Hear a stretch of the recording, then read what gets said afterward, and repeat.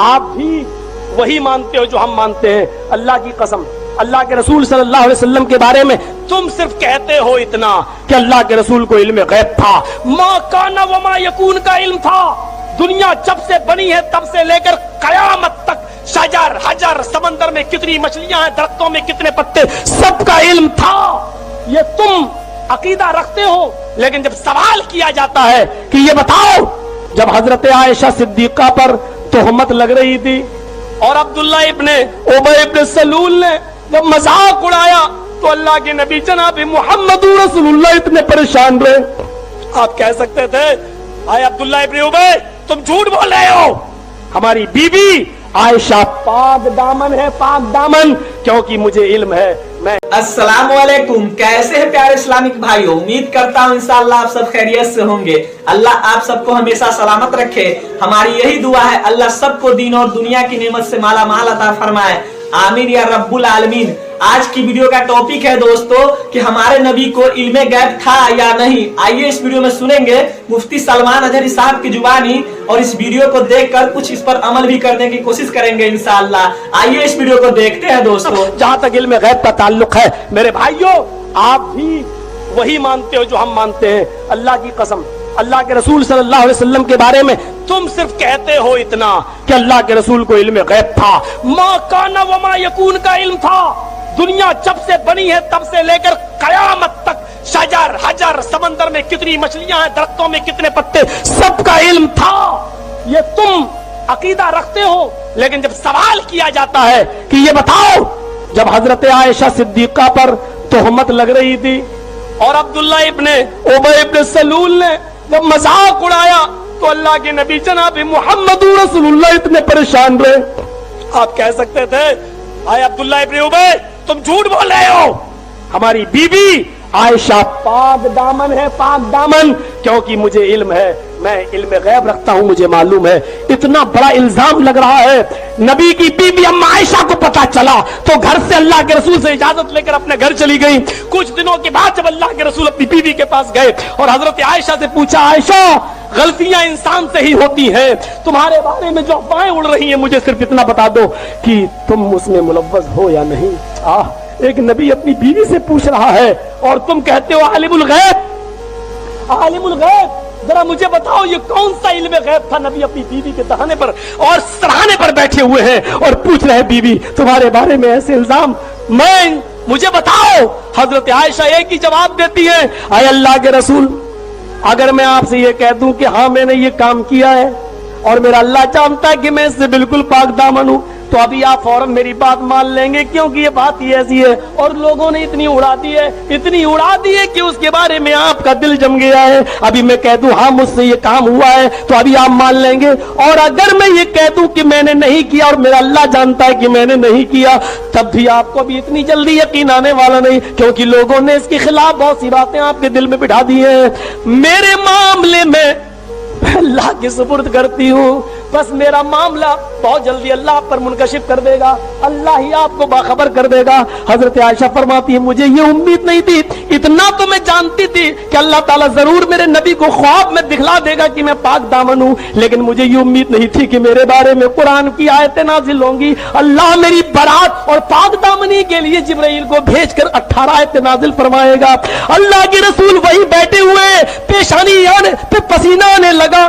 اما عائشہ سمجھ گئی کہ اللہ کے رسول پر جب وحی آتی تھی تو ایسا ہی حال ہو جاتا تھا, سخت سردیوں میں پسینہ آنے لگتا تھا. اللہ کے رسول بیٹھے ہیں, پسینہ ٹپک رہا ہے, آپ بوجھل, آپ بھاری سے ہو گئے, آپ کا سر بوجھل ہو گیا. حضرت عائشہ سمجھ رہی ہیں, ابو بکر صدیق گھبرا گئے, ان کی بیوی یعنی اما عائشہ کی ماں گھبرا گئی, پتہ نہیں جبرائیل کون سی خبر لے کے آ رہے ہیں, پتہ نہیں میری بیٹی کے بارے میں کیا اللہ بتائے.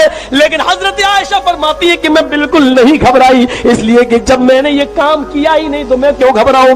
تھوڑی دیر کے بعد جب 18 آیتیں نبی नबी के ऊपर नाजिल हो चुकी। तो अल्लाह के रसूल मुस्कुराते हुए उठे, कहने लगे आयशा खुश हो जाओ, अल्लाह ताला ने तुम्हारी पाक दामनी का ऐलान कर दिया, मुझे बाखबर कर दिया, ये आयतें तुम्हारे बारे में नाजिल हुई। हजरत आयशा की मां कहने लगी, है आयशा उठो, जल्दी उठो और अल्लाह के रसूल का शुक्रिया अदा करो।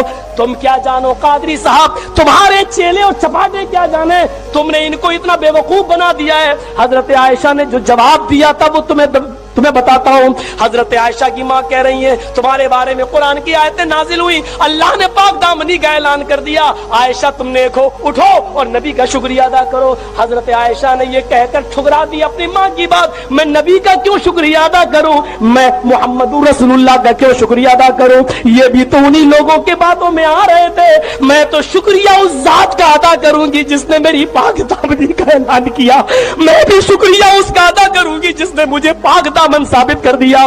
बीबी रसूलुल्लाह के शुक्रिया को रिजेक्ट कर रही है और अल्लाह का शुक्रिया अदा कर रही है। तुम गौर से पढ़ो, तुम्हें सब वहाबी नजर आएंगे। सूरह नूर में अल्लाह ताला ने जो अहकाम फरमाए, देखें चंद अहकाम मैं बता देता हूं। इस सूरे में जो है उम्मुल मोमिनीन आयशा सिद्दीक़ा रज़ियल्लाहु ताला अन्हा की बारात, आपकी पाकी का भी जिक्र आया है।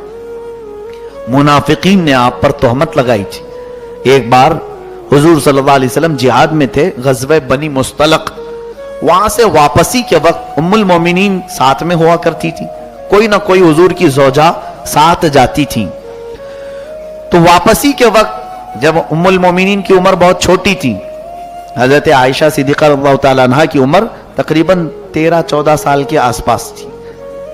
वापसी के वक्त, जिहाद से वापसी के वक्त रास्ते में एक जगह काफिला रुका, तो ऊंट के ऊपर एक कजावा यानी एक खीमा लगाया जाता था अज़वाज मुतहरात के लिए, उम्मुल मोमिनीन के लिए पर्दे का इंतजाम होता था।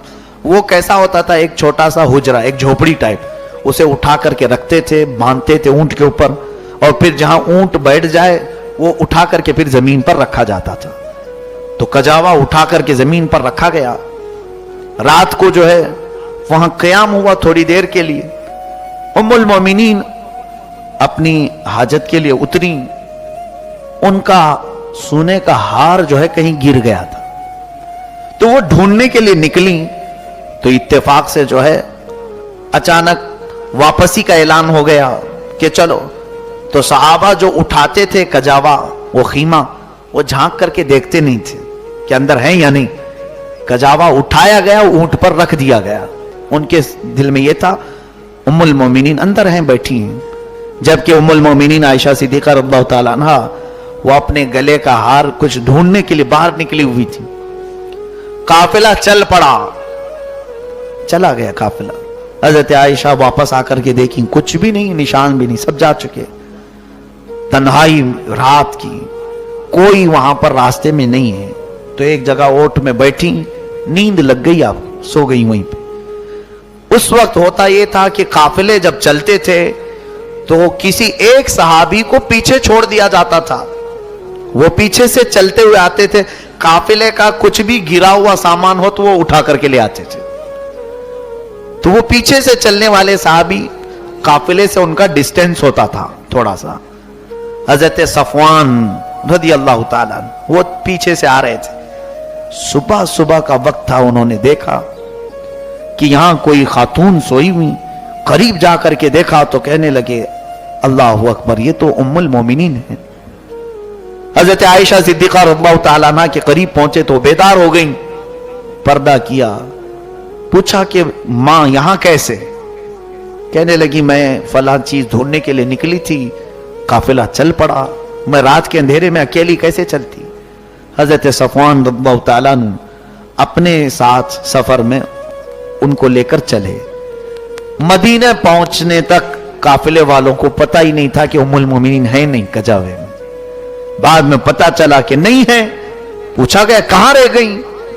फिर अभी ढूंढना शुरू भी नहीं हुआ था कि हजरत सफवान के साथ उम्मुल मोमिनीन आ गई मदीने में। बस इतनी बात थी कि मुनाफिकीन जो थे, जिनके दिलों में कुड़न थी, जलन थी, हुजूर से बुग़्ज़ और अदावत रखते थे, बात फैला दी, अरे नबी की बीवी गैर के साथ चली गई। मोहम्मद सल्लल्लाहु अलैहि वसल्लम की बीवी सफवान के साथ रात गुजार कर आई है।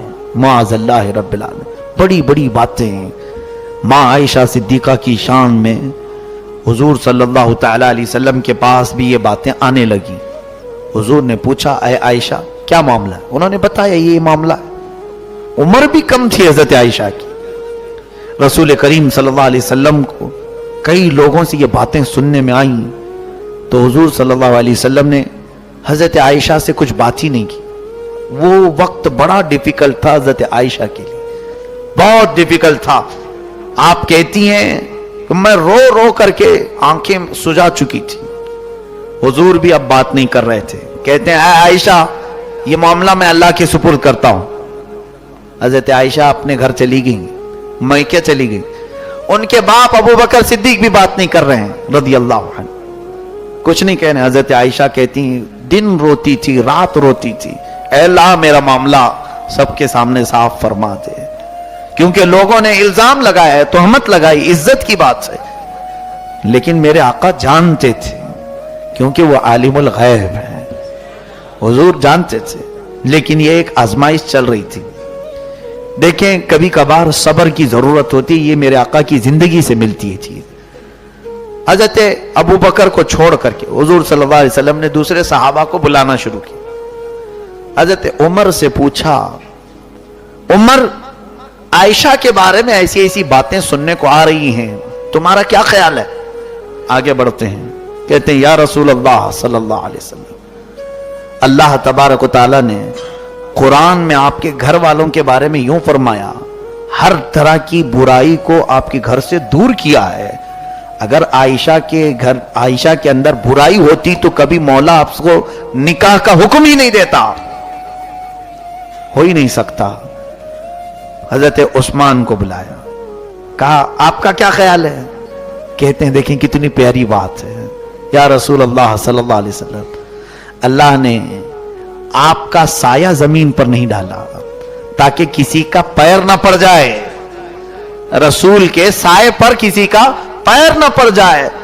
क्या वो मौला आपको ऐसी बीवी देगा जिसके अंदर गलाजत हो ही नहीं सकता या रसूल अल्लाह। हजरत अली से पूछा, आपका क्या ख्याल है? अर्ज करने लगे, या रसूल अल्लाह सल्लल्लाहु अलैहि वसल्लम, जहां तक आयशा की बात है, लोग कह रहे हैं ऐसे कि आपके घर वाली, आपकी खातून, आपकी बीवी ऐसी। हमारा तो अकीदा यह है कि रब ताला आपके जिस्म पर तो मक्खी भी नहीं बैठने देता, आपके जिस्म पर कभी मक्खी नहीं बैठती। आयशा अगर नापाक हो तो आपके घर में मौला कैसे रखता? नहीं हो सकता। साहबा ने बड़ी फजीलतें बयान की। हुजूर सल्लल्लाहु तआला अलैहि वसल्लम जो उस वक्त इन सब से पूछ रहे थे, ये भी जो है ईमान और निफाक की बात थी। कुछ लोगों को बुलाया और बारी बारी पूछ रहे थे। पूछा आपका क्या ख्याल है? तो एक साहब ने कहा, हाँ लोग कह रहे हैं, हो भी सकता है नहीं भी हो सकता है, क्या मालूम, अंदर की बात है।